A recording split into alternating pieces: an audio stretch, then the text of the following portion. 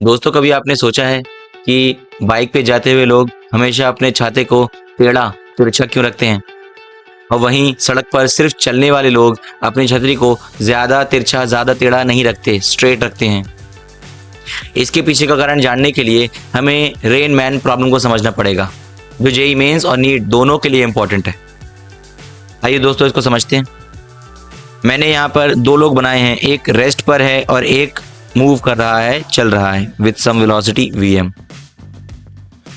जो रेस्ट में है उसके लिए rain drops are falling vertically downward, यानी इसके लिए रेन डाउनवर्ड गिर रही है, जबकि दूसरा बंदा जो चल रहा है इसके लिए रेन डाउनवर्ड नहीं है।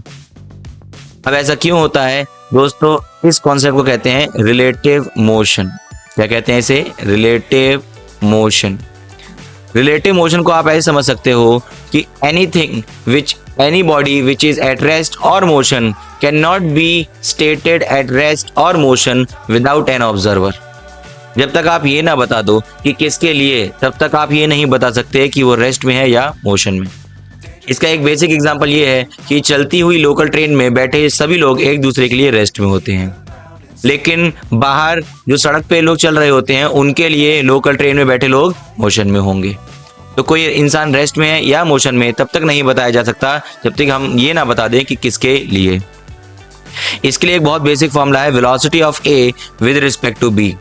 ए भी एक ऑब्जेक्ट है, बी भी एक ऑब्जेक्ट है, तो ए की वेलोसिटी बी के लिए क्या होगी? फॉर्मूला बहुत सिंपल है, velocity of A minus velocity of B. अगर आपको ए की वेलोसिटी निकालनी है बी के रिस्पेक्ट में, तो ए की वेलोसिटी में से बी की वेलोसिटी माइनस करनी है। दोस्तों, मैंने यही किया है यहाँ पर। आइए दोस्तों, इस प्रॉब्लम को सॉल्व करने के लिए एक 2 डायमेंशनल कोऑर्डिनेट सिस्टम लेते हैं, आई कैप जे कैप वाला, जो कि मैंने यहाँ बनाया भी है। मैंने कहा है यहाँ पे कि आई कैप डायरेक्शन में मैन मूव कर रहा है, जबकि रेन फॉल हो रही है जे कैप डाउनवर्ड डायरेक्शन में। दोनों को मैंने सर्कल से बंद किया है। मैं इसे एक रेड पेन ले लेता हूं ताकि आपको बहुत अच्छे से समझा सकूं। तो यहाँ पर मैंने vm को और vr को समझाया कि ये किस दिशा में है। मुझे निकालनी है velocity of rain with respect to man.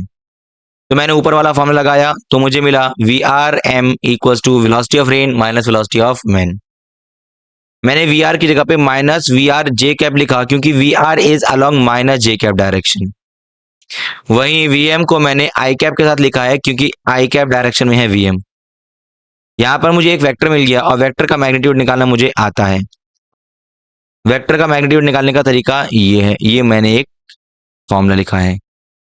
इसके बाद अगर मैं थीटा यानी एंगल निकालना चाहता हूँ कि उस इंसान को रेन किस डायरेक्शन में गिरती हुई महसूस होगी, तो उसके लिए भी एक फॉर्मूला है जिसे मैंने बॉक्स में बंद किया है।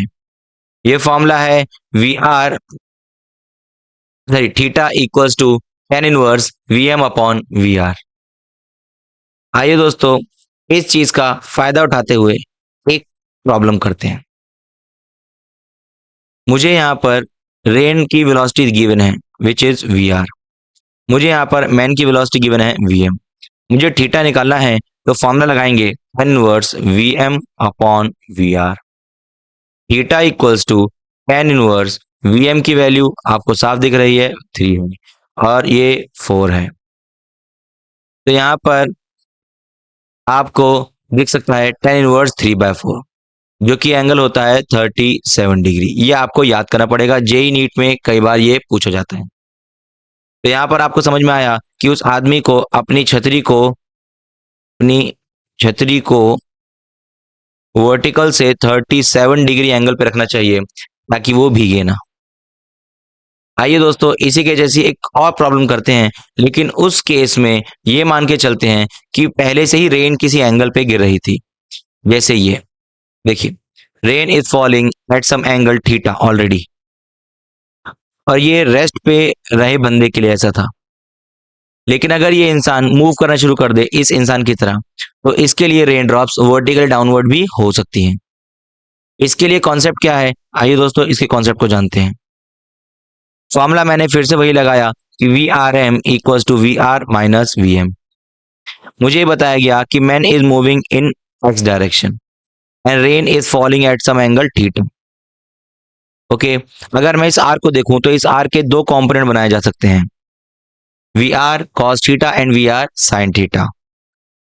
अगर मैं वी आर का वेक्टर बनाने जाऊं तो मैं लिख सकता हूं V R sine theta I cap minus V R cos theta J cap.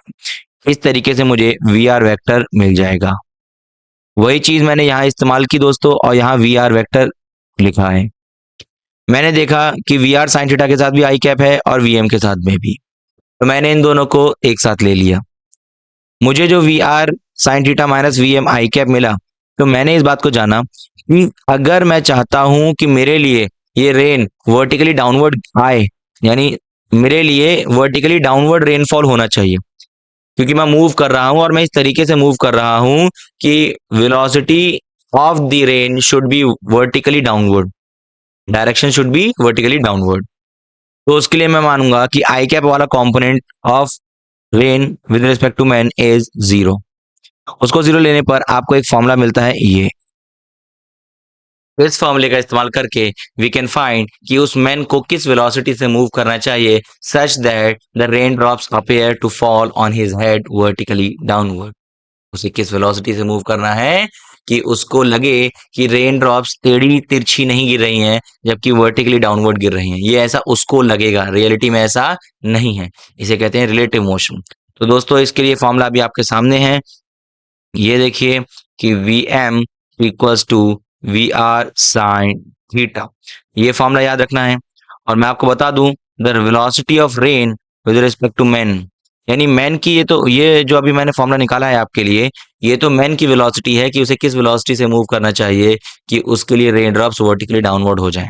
लेकिन वर्टिकली डाउनवर्ड होने के बाद भी कुछ तो वेलोसिटी होगी ना रेन की उसके लिए, तो वो निकालने के लिए एक बहुत ही बेसिक सा फॉर्मूला है दोस्तों। वो कुछ इस तरीके से है कि ये कर्सर कहाँ चले गया, मिल गया कर्सर, कि इस तरीके से V R square minus V M square, ये दो फॉर्मूले याद रखें तो हम हर तरह की प्रॉब्लम कर सकते हैं। ये दोस्तों एक प्रॉब्लम करते हैं इस पर बेस्ड। पहला है rain is already falling at an angle theta 30 degree. तो 30 डिग्री मुझे गिवन है with vertical at 30 metre per second, यानी V R velocity of rain भी मुझे गिवन है 13 metre per second. With what velocity a man should start running, यानी V M निकालना है such that rain drops fall on his head vertically downward. किस velocity से वो मैन चले कि उसके लिए रेन ड्रॉप्स वर्टिकली डाउनवर्ड हो, उसके लिए आपको फॉर्मूला दिया गया है V M equals to V R sine theta. V R is 13, sine theta is 13 degree, तो यहाँ आया 13 इंटू साइन 30 विच इज 1/2। इसे सॉल्व करने पर मिलेगा 6.5। 6.5 मीटर पर सेकंड से चलने पर उस मैन के लिए रेन ड्रॉप्स वर्टिकली डाउनवर्ड गिरेंगी, यानी छतरी को टेढ़ा रखने की जरूरत नहीं है। अगर वो ये वेलोसिटी मेंटेन करे तो वो अपनी छतरी को सीधा भी रख सकता है।